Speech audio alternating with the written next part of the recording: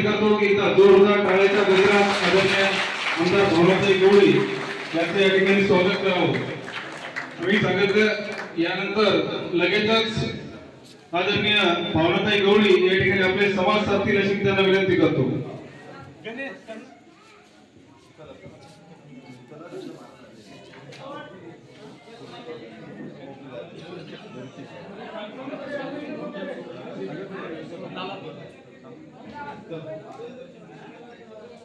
सर्वप्रथम गजाननाच्या चरणी नतमस्तक होते.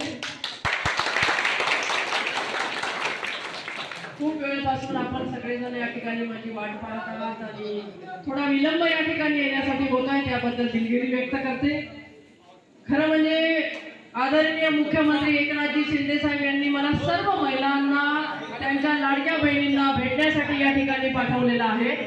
हो, आणि म्हणून या ठिकाणी मी तुमच्या सगळ्यांची भेट घेण्यासाठी आलेली आहे. ज्या माझ्या लाडक्या बहिणी आहेत त्या मुख्यमंत्री साहेबांच्या पण लाडक्या बहिणी आहेत, त्या सगळ्या तुमच्या सगळ्यांची भेट घेण्यासाठी या ठिकाणी मी आलेली आहे. आणि तुमच्या खात्यामध्ये हे 1500 रुपये या ठिकाणी आले की नाही हे विचारण्यासाठी पण मी आले. ज्यांच्या खात्यामध्ये आले 3000 रुपये त्यांचं पण अभिनंदन. ज्यांच्या आले नसतील, त्यांच्या काही त्रुट्या असतील त्या त्रुट्या समजून घेऊन त्या ठिकाणी मार्ग काढण्यासाठी सुद्धा तुम्हाला बोलण्याकरिता आणि सांगण्याकरता या ठिकाणी मी आलेली आहे. आणि म्हणून माझ्या माता भगिनी ज्या बचत गटाच्या माध्यमातून काम करतायत, त्या बचत गट चालवत आहेत, आणि म्हणून मागच्या काळामध्ये या बचत गटाला सक्षम करण्यासाठी एकनाथजी शिंदे साहेबांच्या या शिंदे सरकारने, महायुतीच्या सरकारने या ठिकाणी पाऊल पुढे केलं, पुढे टाकलं. आणि आमच्या ज्या माता भगिनी आहेत त्यांचे बचत गट या ठिकाणी कार्यरत आहे, त्या बचत गटाला 30,000 रुपये देण्याचं काम मागच्या काळामध्ये एकनाथजी शिंदे साहेबांनी. ज्या बचत गटाला 15,000 रुपये मिळाले त्यांना 15,000 परत मिळाले, आणि ज्यांना काहीच मिळालं नव्हतं त्यांना 30,000 रुपये या ठिकाणी सरकारने दिले. यावर सरकार थांबलं नाही. ज्या आमच्या सीआरपी आहेत का इथे सीआरपी ताई, इथे सीआरपी आहेत, अंगणवाडी सेविका आहेत, सीआरपी आहेत, बसा ताई. तुमचं म्हणणं पहिले फक्त 1800-2400 होतं, आता 6,000 झालं की नाही?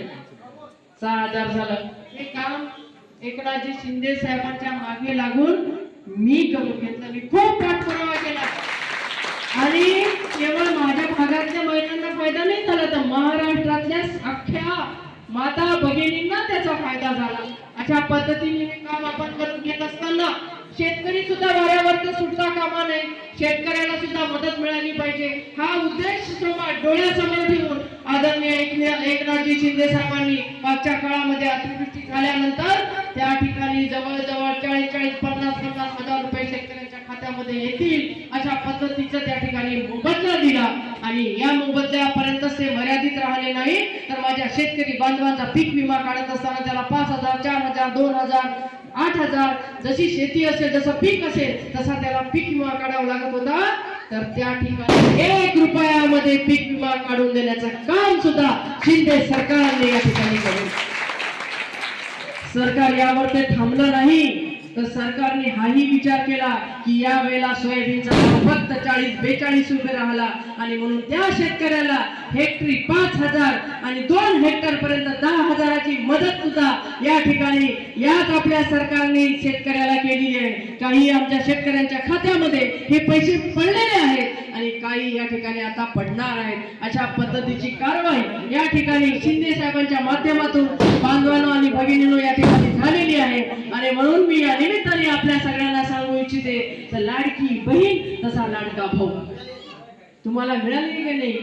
PM किसान योजनेचे 6,000 आणि मुख्यमंत्री किसान योजनेचे 6,000 असे 12,000 शासनाने आपल्या खात्यामध्ये टाकलेले आहे.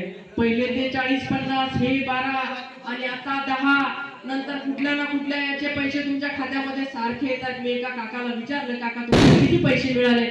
मला भरपूर पैसे आले, माझ्या पासबुक मध्ये यावेळेला चांगले पैसे आले. शेतकऱ्याला खऱ्या अर्थाने सांगायचं झालं तर शेतकऱ्याला या सरकारने बरंच काही देण्याचा प्रयत्न केला, आतापर्यंत मिळाला नाही तेवढं देण्याचा प्रयत्न या सरकारच्या माध्यमातून झाला. आणि म्हणून एकनाथजी शिंदे साहेबांच्या नेतृत्वामध्ये हे जे सरकार आहे युतीचं, देवेंद्रजी फडणवीस साहेब, त्याचबरोबर या ठिकाणी आपले दादा हे सुद्धा उपमुख्यमंत्री म्हणून काम करत आहेत आणि उपमुख्यमंत्री म्हणून काम करत असताना शिंदे साहेबांना साथ देण्याचं काम या दोन्ही नेत्यांनी केलेलं आहे. आपण बघताय की सगळे निर्णय हे तिघजणांपासून किती चांगल्या पद्धतीने या महाराष्ट्राला समोर नेण्यासाठी घेत आहेत आणि म्हणून या लाडक्या बहीण योजनेसाठी बरोबरच या ठिकाणी लाडका भाऊ योजना ज्या माध्यमातून युवकांच्या हाताला रोजगार मिळाला पाहिजे आणि म्हणून कौशल्य विकासासाठी सुद्धा ट्रेनिंगसाठी स्टायपेंड म्हणून या ठिकाणी 6,000, 8,000 आणि 10,000 सुद्धा आमच्या युवक बांधवांना या ठिकाणी देण्याचा निर्धार या आपल्या सरकारने केलेला आहे.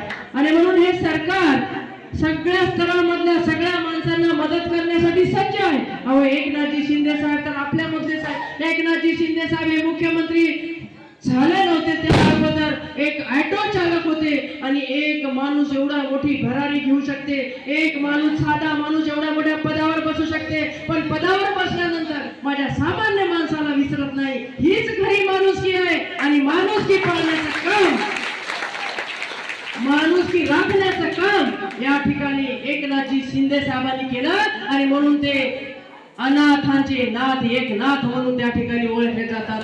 मला असंच पत्रकारांनी विचारलं की म्हणे तुम्ही जय एकनाथ असं का म्हटलं.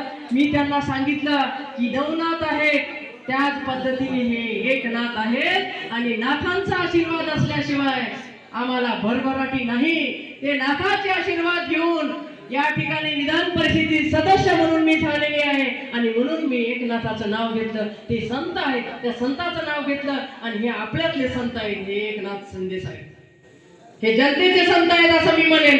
आणि म्हणून एकनाथजी शिंदे साहेबांनी ज्या पद्धतीने सामान्य माणसासाठी काम केलं आणि म्हणून 2 वर्षामध्ये तब्बल 2 वर्षामध्ये एक सामान्य व्यक्तिमत्व असणारे शिंदे साहेब प्रत्येकाच्या जबानीवरती आले, प्रत्येकाच्या तोंडामधून नाव निघायला लागलं. नाही, मुख्यमंत्र्यांनी फार जोरदार काम केलं. एक साधे सिंपल साधे राहणारे, कधी कोणता टाय नाही, कोणता बूट नाही, कोणता सूट नाही, एक आपलं शर्ट आणि एक आपलं काय घालतात ते कुर्ता पैजामा घालतात ते शर्ट व्हाईट कलरचं, कुठलं जॅकेट फॅकेट काही घालत नाही, एकदम साधी राहणी आणि उच्च विचार आणि उच्च कार्य करणारे मुख्यमंत्री म्हणजे एकनाथजी शिंदे साहेब. आणि त्या एकनाथजी शिंदे साहेबांनी बाळासाहेबांचे खरे विचार एक शिवसैनिक म्हणून पुढे नेण्याचं काम केलं. शिवसैनिक कसा असतो, सामान्याला मदत करणारा आणि धावणारा असतो, तेच धावण्याचं काम या जनतेसाठी एकनाथजी शिंदे साहेबांनी केलं. आणि मुख्यमंत्री साहेबांनी जे काम केलं ते काम पाहून आदरणीय हिंदू हृदय सम्राट स्वर्गीय बाळासाहेब ठाकरे साहेबांना सुद्धा अभिमान वाटावा असं काम उभं या महाराष्ट्रासाठी केलं. एक शिवसैनिक म्हणून काम केलं, एक शिवसैनिक म्हणून या ठिकाणी सामान्य माणसाला आधार देण्याचं काम एकनाथ शिंदे साहेबांनी केलं. या 2-2.25 वर्षाच्या कालावधीमध्ये शिंदे साहेब सगळ्यांना माहीत झाले, माहीतच नाही झाले तर विकासाच्या माध्यमातून ते माहीत झाले. अशा पद्धतीचं काम एकनाथजी शिंदे साहेबांनी केलं. बहिणीला सोडलं नाही, भावाला सोडलं नाही, शेतकऱ्याला सोडलं नाही, कोणालाही सोडलं नाही. प्रत्येकासाठी योजना, म्हातारे असतील, ज्येष्ठ असतील त्यांना वयश्री योजना 3,000 रुपये त्यांना त्या योजनेचा लाभ मिळणार आहे. तुम्हाला तीर्थयात्रेला जायचं 30,000 रुपये देण्याचं काम या ठिकाणी तीर्थयात्रा योजनेमधून, मुख्यमंत्री तीर्थयात्रा दर्शन योजनेमधून मिळणार आहे. असे एक नाही अनेक काम या ठिकाणी केले. आणि सगळ्यात महत्वाचं महिलांसाठी दुसरं, मुलींसाठी एक दुसरं महत्वाचं काम या ठिकाणी केलं. त्याच्यामध्ये कोणती जात नाही, कोणता धर्म नाही, कोणता पंथ नाही. त्या माझ्या प्रत्येक मुलीला या शाळा शिकणाऱ्या, कॉलेज शिकणाऱ्या आणि त्याच्यानंतर त्यांना पोस्ट ग्रॅज्युएशन करायचं असेल, डॉक्टर बनायचं असेल, इंजिनियर बनायचं असेल तर तुमच्या आई वडिलांना कुठलाही पैसा लागणार नाही. त्याची सुविधा या ठिकाणी एकनाथजी शिंदे साहेबांनी केली. मुलींना उच्च शिक्षण घेण्यासाठी काही आता कुठे पैसे लागणार नाही. अशा पद्धतीची तरतूद सुद्धा आता या ठिकाणी या सरकारने केलेली आहे. आणि म्हणून आई वडिलांची चिंता मुलींच्या बद्दलची असते की तिला आम्ही शिकवायला आम्हाला पैसे लागतील, तिला 5 पैसे उच्च शिक्षणासाठी लागणार नाही याची खात्री, याची गॅरंटी या ठिकाणी एकनाथजी शिंदे साहेबांनी घेतलेली आहे. आणि मुली शिकल्या तर घर शिकते, घर शिकलं तर गाव शिकते, गाव शिकलं तर शहर शिकते, शहर शिकलं तर काय जिल्हा शिकतो आणि जिल्हा शिकला तर राज्य शिकते, राज्य शिकलं तर देश शिकते. तुम्ही सगळ्या कर्तव्यगार स्त्रिया आहेत. या ठिकाणी बसलेल्या सगळ्या कर्तव्यदक्ष स्त्रिया आहेत. आणि स्त्री कुठेच कमी नाहीये. तुम्ही बचत गटाच्या माध्यमातून कष्ट करता, शेतामध्ये जात असाल, बचत गट करत असाल, आपले पैसे सांभाळून ठेवत असाल की आपल्याला दिवाळीला खर्च करायचे, हे आपल्याला याच्यातून ही वस्तू घ्यायची, आपल्याला असं करायचं. बचत गटातले पैसे सुद्धा एकमेकीला देत असताना गरजेनुसार ते पैसे देण्याचं काम सुद्धा तुम्ही बचत गटाच्या माध्यमातून केलं. त्या बचत गटाला एकनाथजी शिंदे साहेब 1 लाख ते 5 लाखापर्यंत मदत देणार आहे.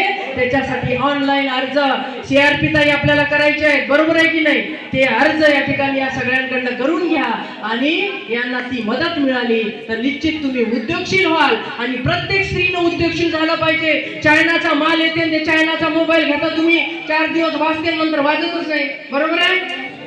चायना मेड नाही करायचं आपल्याला, इंडिया मेड भारत मेड बनवायची वस्तू. आणि ती वस्तू बनवत असताना त्या वस्तूमधली क्वालिटी राहिली पाहिजे. जशी आपली भारतातल्या लोकांची क्वालिटी आहे तशी क्वालिटी आपली असली पाहिजे. आणि तुमच्या वस्तू चायनामध्ये गेल्या पाहिजे, अमेरिकेत गेल्या पाहिजे. अशा पद्धतीच्या पुढच्या काळामध्ये या 5-10 वर्षामध्ये परिवर्तन पाहायला मिळेल. आणि घराघरामध्ये उद्योग निर्माण करण्याचं काम हे सरकार तुम्हाला करून देईल. मी साहेबाला बोलले म्हटलं साहेब, आम्हाला तुम्ही जे काही कर्ज देता खूप कमी व्याज दरावर आहे, आम्हाला जे काही पैसे दिले ते पण योग्य आहे. आमच्या महिला इतकी पत वाढली आमच्या महिलांची की मॅनेजर भाऊ म्हणतात ताई घेणं खुर्ची, म्हणते की नाही मॅनेजर? काय म्हणते मॅनेजर? आमच्या शेतकऱ्याला म्हणत नाही, कारण त्या शेतकऱ्याला आधार द्यायचं काम आता आमचंच सरकार करणार आहे. पण आमच्या बाईला म्हणते, आमच्या ताईला म्हणते की ताई बसणं खुर्चीवरते, किती कर्ज पाहिजे, तू किती घेतलं होतं, किती दिवसामध्ये परतफेड केलं, हे घे माझ्याकडून. 5 लाख पाहिजे, 3 लाख पाहिजे, 2 लाख पाहिजे. याच्यानंतर मी साहेबाला सांगितलं आता 50 लाखापर्यंत ही मर्यादा केली पाहिजे. 50 लाखापर्यंत महिलांचं कर्ज या ठिकाणी बचत गटाचं आपण वाढवलं पाहिजे. आणि त्या माध्यमातून या माझ्या बसलेल्या महिला असतील, आमच्या आदिवासी समाजाच्या महिला असतील, आमच्या बौद्ध समाजाच्या महिला असतील, कुठल्याही समाजाच्या महिला असतील, ती महिला आहे आणि त्या महिलेला मदतीचा हात या एकनाथांचा मिळण्याशिवाय राहणार नाही. हा विश्वास तुम्हाला या निमित्ताने मी देतो. हा विश्वास तुम्हाला या निमित्ताने मी दिल्याशिवाय राहणार नाही. खूप काही बोलायचं आहे तुमच्यासोबत, पण मला समोरचं पण एक गाव आहे आणि नंतर मला रिसोडला चैतन्य महाराज हे देगलूर वरून येऊन राहिले, खूप दुरून येऊन राहिले. आणि त्यांचं कीर्तन 4-4, 5-5 वर्ष मिळत नाही म्हणते. मला तिकडे पण जायचं नाही तर माझं कीर्तन किती करत बसेल आणि त्यांचं कीर्तन राहून जाईल. त्याच्यामुळे मला या ठिकाणी त्यांचं कीर्तन ऐकण्यासाठी सुद्धा जायचं आहे. आणि म्हणून माझी या ठिकाणी विनंती आहे की ह्या ज्या काही योजना आहेत त्या योजनेचा पूर्ण तुम्ही लाभ घ्या. तुमच्या या योजनेमध्ये नंबर लागला नसेल, अर्ज करून तुम्हाला पैसे आले नसतील, त्याच्यामध्ये काही त्रुटी असेल, तुमचं कुठलं आधार लिंक केलं नसेल, KYC नसेल, ते तात्काळ KYC करून घ्या. ते केल्यानंतर तुमच्या खात्यामध्ये पैसे जरी आले नसतील त्याची एक लिस्ट बनवा. आमच्या इथल्या शिवसेनेच्या पदाधिकारी, आमच्या भाजपाचे पदाधिकारी, आमच्या राष्ट्रवादीचे पदाधिकारी, जे कोणी आमचे पदाधिकारी असतील त्यांच्या माध्यमातून माझ्याकडे पाठवा. ते तहसीलदार, BDO या सगळ्यांना बोलवून ते पैसे तुमच्या खात्यामध्ये टाकण्यासाठी मी पुढाकार घेईन. आणि तुमच्या खात्यामध्ये जे पैसे आपल्या लाडक्या बहिणीला मिळणार आहे ते पैसे टाकण्यासाठी माझे 2 पावलं समोर राहतील. हा विश्वास या निमित्ताने मी सगळ्या माझ्या माता भगिनींना देते. आणि पुढच्या काळामध्ये सुद्धा या सगळ्या योजनेसाठी अर्ज तुम्ही भरा. पुढच्या वेळेला मी आल्यानंतर तुम्ही हे म्हणता कामा नाही की काही योजनाच मिळाली नाही. तुम्ही अर्ज नाही केला तर योजना कशी मिळेल? योजना मिळवायची असेल तर अर्ज करावे लागेल.